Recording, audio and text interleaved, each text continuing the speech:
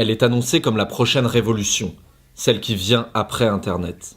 Mais qu'est-ce que la blockchain ? La blockchain, c'est d'abord une promesse, celle de pouvoir se faire confiance sans se connaître et sans intermédiaire. Pour y parvenir, la blockchain propose de garder une trace indélébile de tout ce que l'on possède et s'échange dans un grand registre.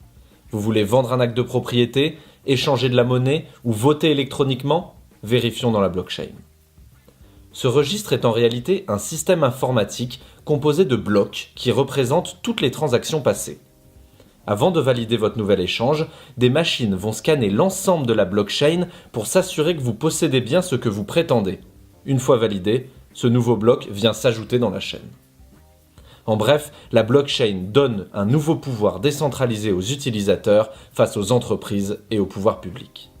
Pour mieux comprendre son fonctionnement, intéressons-nous à sa meilleure illustration, le Bitcoin. Cette monnaie virtuelle s'échange directement entre les utilisateurs via la blockchain. Prenons Madame X et Monsieur Y.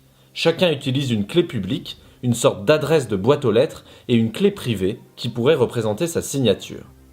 Si Madame X veut donner 100 bitcoins à Monsieur Y, elle initie la transaction en utilisant sa clé privée, puis envoie la somme à l'adresse publique de Monsieur Y.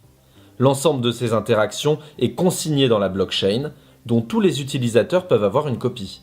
Cet historique de toutes les transactions effectuées indique la date, le montant, les clés publiques des deux utilisateurs, mais pas leur identité réelle. Pour sécuriser le système, des particuliers ou des entreprises connectent leurs machines sur le réseau et apportent de la puissance de calcul.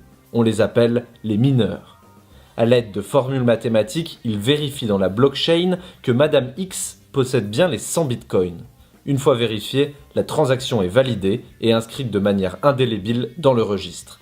Les mineurs, eux, sont rémunérés par de nouveaux bitcoins et avec des frais de transaction.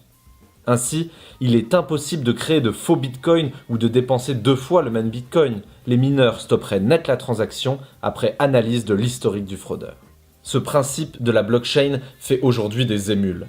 Des écoles certifient déjà leur diplôme avec, le Ghana pourrait l'utiliser pour son cadastre, et des applications rêvent de détrôner Airbnb ou Uber en mettant en relation les utilisateurs directement entre eux.